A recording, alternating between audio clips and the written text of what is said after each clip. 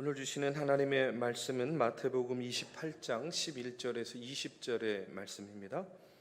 마태복음 28장 11절에서 20절의 말씀, 신약성경 52쪽입니다. 저와 여러분 교독으로 봉독하겠습니다.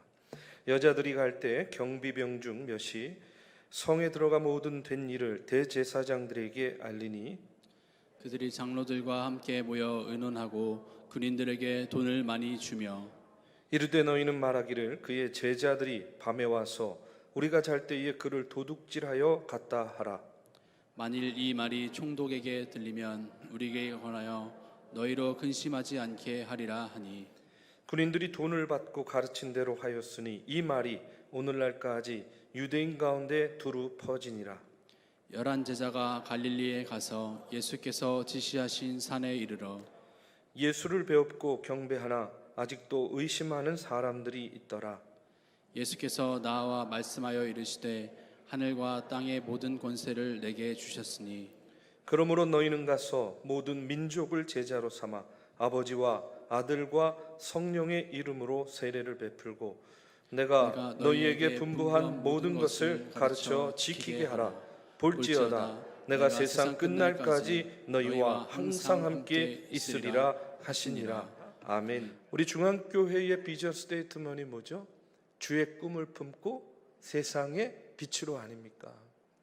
여러분, 우리가 주의 꿈을 품는다는 것은 어떤 것을 의미합니까? 어떻게 우리가 주의 꿈을 품을 수 있겠습니까? 가장 중요한 것은 하나님의 말씀을 통해서 우리가 꿈을 품게 되는 거예요. 하나님의 말씀을 읽고 묵상하면서 하나님의 말씀, 주님께서 우리에게 이와 같이 말씀하셨고 오늘을 사는 우리들에게 원하시는 그런 모습이 이런 거구나. 그래, 내가 이렇게 살아야지. 이런 꿈을 우리는 하나님의 말씀, 주의 말씀을 통해서 품게 되는 겁니다. 자, 그 다음에 품는 것으로만 멈추면 안 되겠죠. 그 품은 것을 실천하는 것이 뭐예요? 세상에 나가서 빛과 소금의 역할을 다하는 것이 바로 주의 꿈을 품고 세상에 나가 빛과 소금의 역할을 다하는 겁니다. 그러면 꿈은 말씀을 통해서 품었습니다.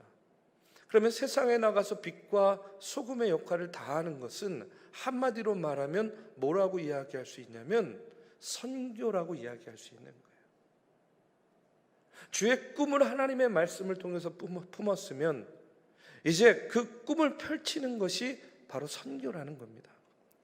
우리가 가난하고 소외된 이웃을 돕고 섬기고 구제하는 것, 그 모든 것들이 전도요 선교이다 하는 사실을 우리는 너무나 잘 알고 있어요. 예수님께서 부활하셨습니다. 여인들에게 나타나시고 제자들에게 나타나셔서 부활하신 당신의 그 약속이 이루어지고 성취되었음을 알려주셨어요. 그리고 이제 마지막으로 당신의 제자들에게 명령을 내리세요. 권면이 아닙니다. 권면이 아니라 명령이었어요. 그것이 무엇이었냐면 오늘 19절에서 20절에 나오는 그런 말씀입니다. 우리가 너무나 잘 아는 말씀이죠. 이것이요 그냥 제자들에게만 준 말씀이 아니에요. 오늘을 사는 크리스찬들, 주의 자녀들에게 주시는 말씀이다. 우리는 그렇게 믿고 이 말씀대로 행하고자 하는 그런 의지와 결심들을 가지고 신앙생활하고 있어요. 예수님의 마지막 명령, 위대한 지상 명령이 무엇이었습니까?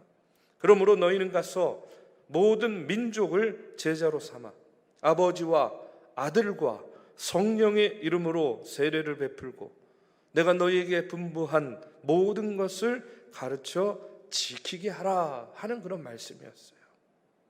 예수님의 이 지상 명령은요 크게 두 가지로 압축할 수가 있습니다. 첫 번째가 뭐냐면 모든 민족을 제자로 삼으라는 거예요. 그리고 두 번째는 뭐냐면 가르쳐 지키게 하라는 겁니다. 뭘 가르쳐 지키는 거예요? 말씀을 가르치고 그 말씀대로 살라 하는 것을 가르치라는 그런 명령이었어요. 예수님의 지상 명령, 최후의 명령, 한마디로 전도해라, 선교해라, 복음 전하라 하는 그런 말씀이었습니다. 그런데 예수님께서 맨 처음에 제자를 부르실 때에 마태복음 4장 19절의 말씀에 보면 어떻게 부르십니까? 내가 너희를 사람을 낚는 어부가 되게 하리라.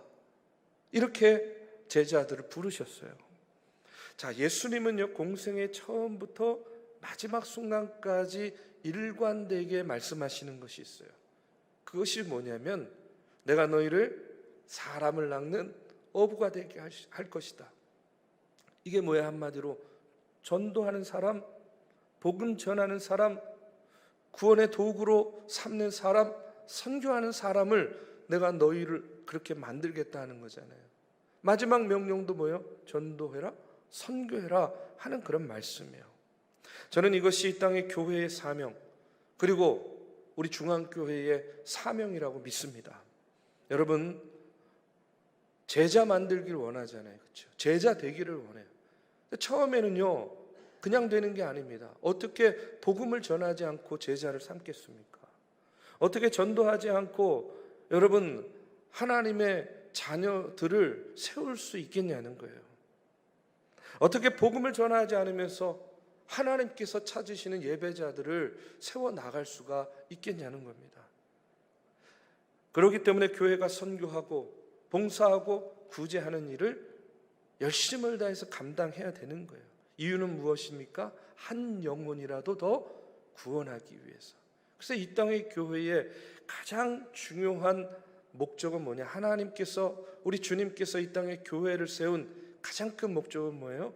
당신께서 사랑하는 이 피조물들, 특별히 보시기에 가장 좋았던 이 인간들, 이 사람의 한 영혼이라도 더 구원하기 위한 그런 구원의 도구로 이 땅에 교회를 세워 주신 겁니다. 그렇기 때문에 여러분, 이 땅의 교회의 목적이 무엇이냐? 한마디로 이야기하면 영혼을 살리는 거예요. 다른 거 없습니다.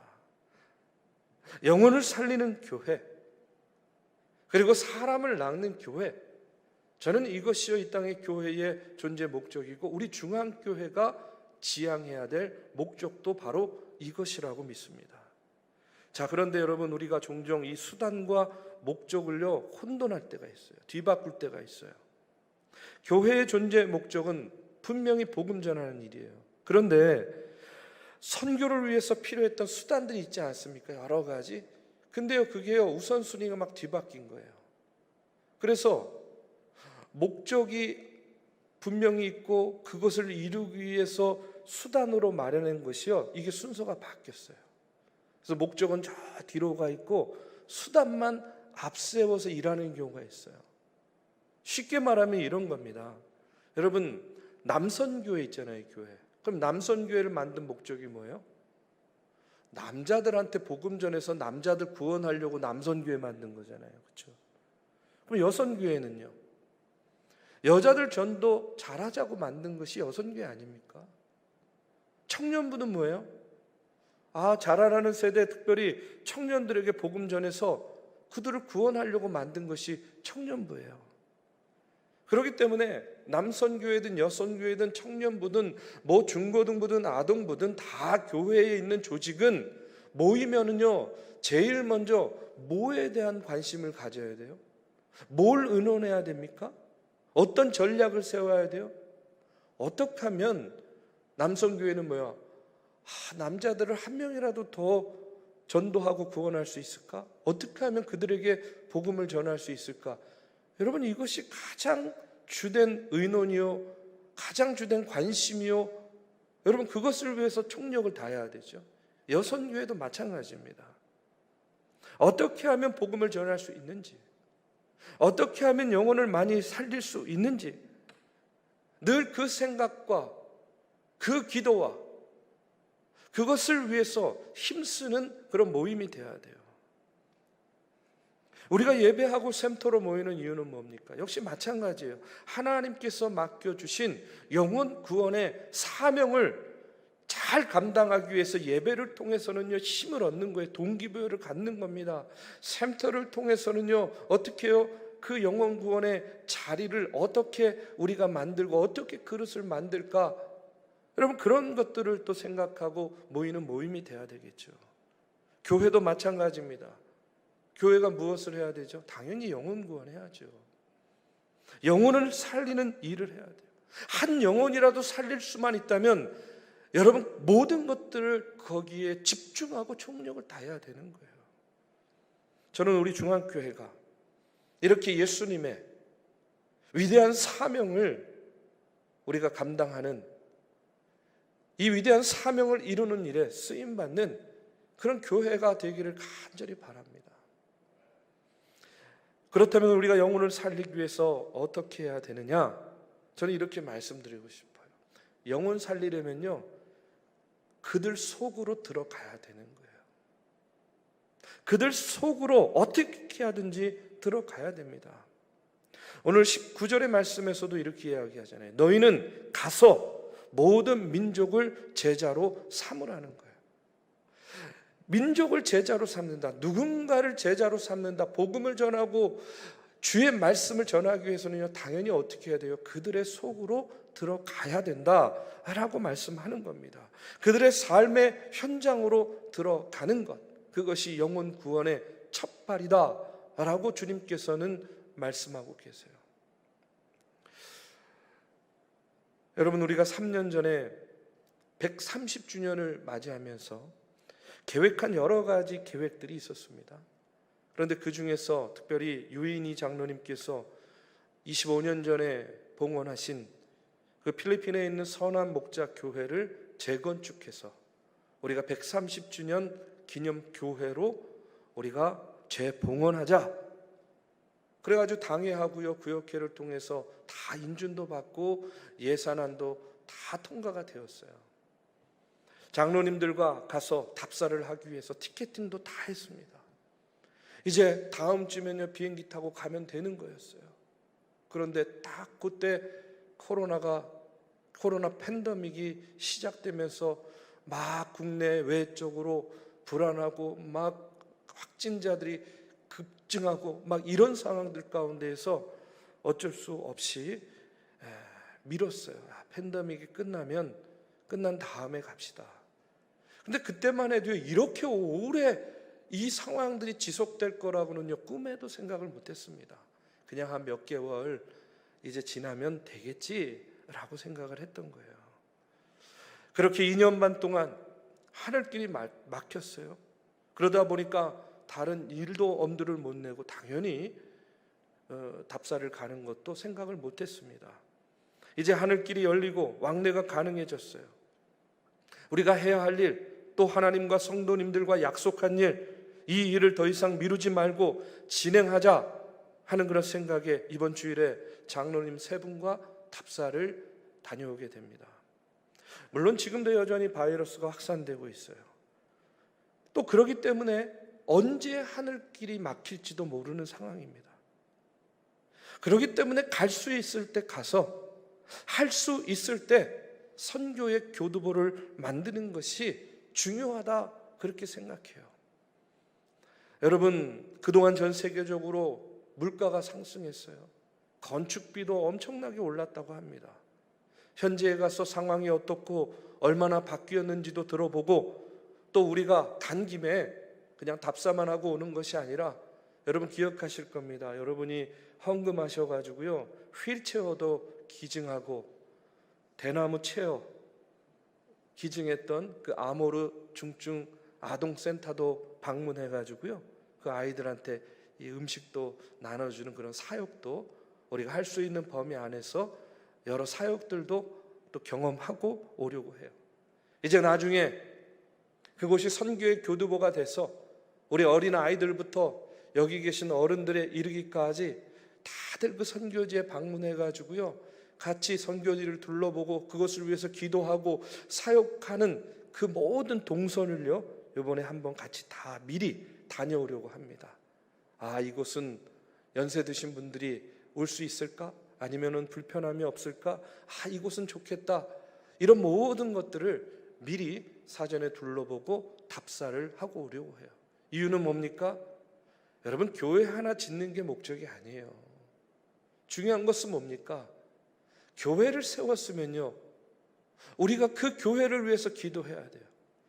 그 교회가 그 지역 사회에서 예수 그리스도의 복음을 전하는 하나님의 위대한 명령을 수행할 수 있는 그런 자립의 교회가 될 수 있도록 우리가 방문하고 우리가 그 지역을 위해서 같이 전도하고 사역하는 그런 사역의 현장으로서 주님의 몸된 교회를 우리가 봉헌하려고 하는 그런 선교의 비전을 가지고 있는 겁니다. 여러분, 기도해 주시기를 바라요. 저는요, 주변에 저희 동료들의 교회들의 이야기를요 가끔 듣습니다. 그러면서 안타까운 그런 이야기를 들을 때가 있어요. 그건 뭐냐면 많은 교회와 성도들이 교회 안에서 논쟁만 하다가 영혼 살리는 것을 도외시해요. 아니, 영혼을 살려야 되는 그 타이밍, 기회를 놓치는 경우들을요 너무나 많이 봤어요. 기독교는 시간과 때와 사명에 민감한 종교다. 저는 그렇게 믿습니다. 기독교는요 시간과 때와 사명에 민감한 교회예요. 그렇기 때문에 때를 놓치지 않는 것이 참 중요합니다. 여러분, 전도서 3장 1절에서 8절의 말씀에 보면 이런 말씀이 나옵니다. 범사에 기한이 있고 천하만사가 다 때가 있나니 날 때가 있고 죽을 때가 있으며 심을 때가 있고 심은 것을 뽑을 때가 있으며 죽일 때가 있고 치료할 때가 있으며 헐 때가 있고 세울 때가 있으며 울 때가 있고 웃을 때가 있으며 슬퍼할 때가 있고 춤출 때가 있으며 돌을 던져버릴 때가 있고 돌을 거둘 때가 있으며 안을 때가 있고 안는 이를 멀리할 때가 있으며 찾을 때가 있고 잃을 때가 있으며 지킬 때가 있고 버릴 때가 있으며 찢을 때가 있고 꿰맬 때가 있으며 잠잠할 때가 있고 말할 때가 있으며 사랑할 때가 있고 미워할 때가 있으며 전쟁할 때가 있고 평화할 때가 있느니라. 얼마나 공감 가는 말씀입니까? 여러분, 무슨 얘기죠? 때가 있다는 거예요. 때에 맞추어서 헌신할 줄 알아야 된다는 그런 말씀입니다. 교회 안에도 보면요, 어려운 때에요, 더 어려운 이웃을 돕자 그러면요 꼭 이렇게 이야기하는 분들 계세요. 아니, 지금 우리도 어려운데 누굴 돕냐는 거예요. 내실을 갖춰야 된다고 이야기합니다. 맞는 말이죠. 틀린 말은 아니에요. 그런데 또 내실을 갖추기 위해서 성도들이요 교회 안에서 열심히 교제하고 운동회도 하고 뭐 찬양제도 하고 뭐 야유회도 가고 막 열심히 교회에서 맨날 모이면요 뭐라 그러냐면 아니 맨날 교회에만 모여가지고 먹고 마시기만 한다고 또 얘기해요. 왜 밖에 나가서 전도 안 하네요? 해외 선교 가자고 하면 아니 국내에도 선교할 곳 많은데 왜 굳이 비싼 돈 들여가지고 해외에 나가냐고 합니다. 그래서 국내 선교하자고 하면 아니 국내 선교 돈도 들고 열매의 효율성도 없는데 뭘 그렇게 국내 선교에 목을 매냐가 또 얘기해요. 자, 그런데 놀라운 것은요 늘 같은 사람이 늘 엇박자로 이런 얘기를 한다는 거예요. 자, 여러분, 기독교는요 때가 중요합니다. 사명의 때를 놓치지 않는 것이 참 중요해요. 지금 우리에게 필요한 것은 뭐냐? 논쟁이 아닙니다. 가라! 저 민족 가운데 가서 한 영혼이라도 구원하라 하는 그 예수님의 말씀을 붙잡고 삶의 현장으로 들어가서 구원의 복음을 전하는 일인 줄로 믿습니다. 마귀가 공동체를 흔들고 사람을 넘어뜨릴 때를 보면요 전도하는 것을 약화시킵니다. 그리고 밤낮 모여가지고 논쟁하게 만드는 거예요. 여러분, 교회가 논쟁하는 곳입니까? 디도서 3장 9절에 보면 이렇게 이야기하고 있어요. 그러나 어리석은 변론과 족보 이야기와 분쟁과 율법에 대한 다툼은 피하라.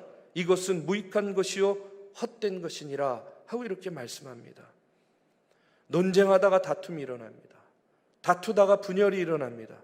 그러다가 결국은 뭐예요? 때와 시기를 놓쳐버리고 마는 거예요.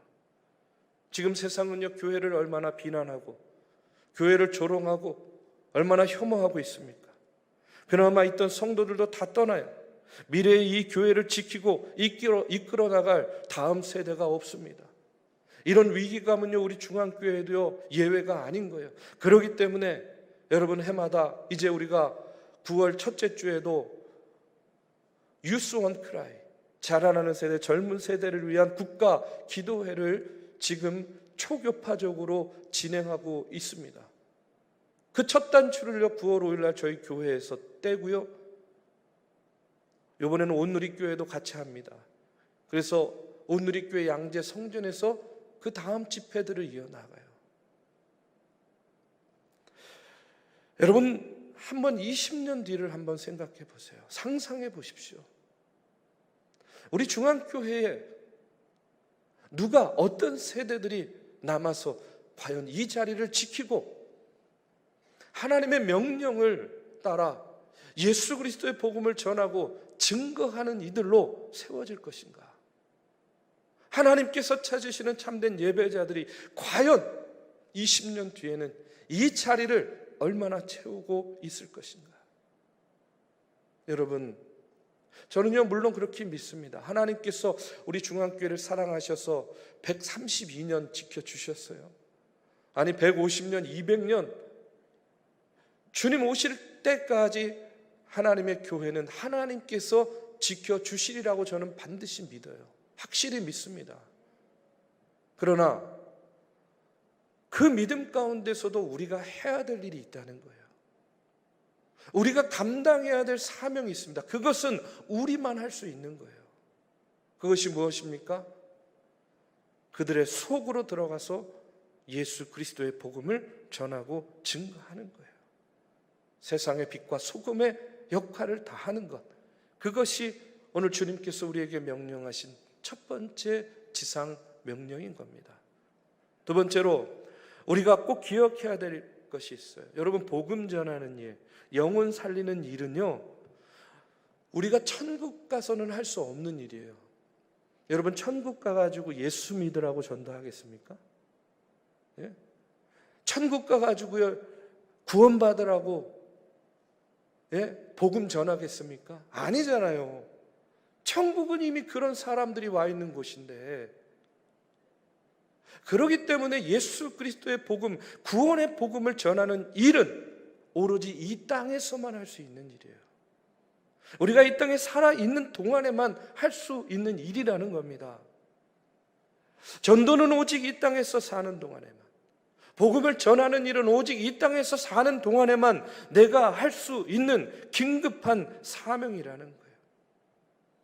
여러분, 믿지 않는 가족이 있다고 한번 생각해 보십시오. 남편이든 아내든 부모든 자녀든 내가 그에게 복음을 전하고 예수 믿게 해서 천국의 백성이 돼야 되게 만들어야 되지 않습니까? 그런데 내가 살아있는데 그가 죽으면 기회가 없어지는 거 아닙니까? 그렇죠? 반대로 그가 살아있는데 내가 어느 순간에 하나님의 부르심을 받으면 역시 기회를 우리가 소멸하게 되는 거예요.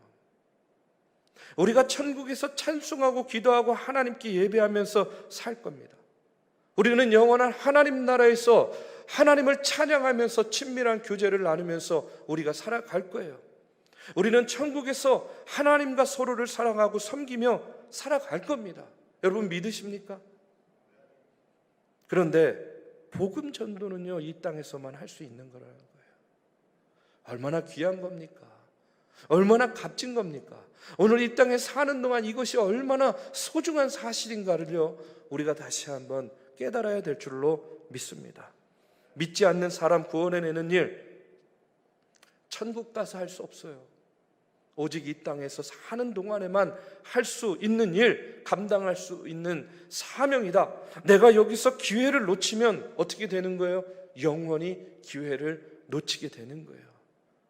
사랑하는 우리 믿음의 성도 여러분, 오늘 우리가 이와 같은 예수 그리스도의 사명을 우리의 마음속에 새겨야 될 줄로 믿습니다. 영화 신들러 리스트의 마지막에 보면요, 이런 대사가 나와요. 한 영혼을 구원하는 것은 우주를 구원하는 것이다. 한 영혼을 구원하는 것은 우주를 구한 거라는 거예요. 우리의 영원한 몸부림이 있다면 그것이 무엇이 되어야 되겠습니까? 우리가 믿음의 생활하고 신앙생활하고 우리가 주님의 몸된 교회를 섬기면서 정말로 내 마음속에 졸이고 졸이면서도 놓칠 수 없고 붙잡아야 될 그 한 가지 사명은 뭐냐면, 그러기 때문에 한 영혼이라도 더, 한 사람이라도 더 구원하고 예수 그리스도의 자녀로, 제자로 삼는 일 아니겠냐는 거예요. 사랑하는 우리 믿음의 성도 여러분, 하나님이 원하시고 하나님이 축복하시는 일, 한 영혼이라도 구원하는 일임을 여러분 기억하시고 믿으시기를 주님의 이름으로 축복합니다. 영혼을 살리기 위해서 그들의 자리로 들어가야 됩니다. 그리고 영혼을 구하는 일은 이 땅에서만 할 수 있는 이름을 기억하시고, 여러분 망설이지 마시고 머뭇거리지 마시고 내 이웃, 내 가족들에게 예수 그리스도의 복음을 전하고 증거하여서 구원받는 자의 숫자를 날마다 더하는 일에 쓰임받는 그런 저와 여러분이 되시기를 이 시간 주님의 이름으로 축복합니다. 이제 마태복음의 말씀을 마칩니다.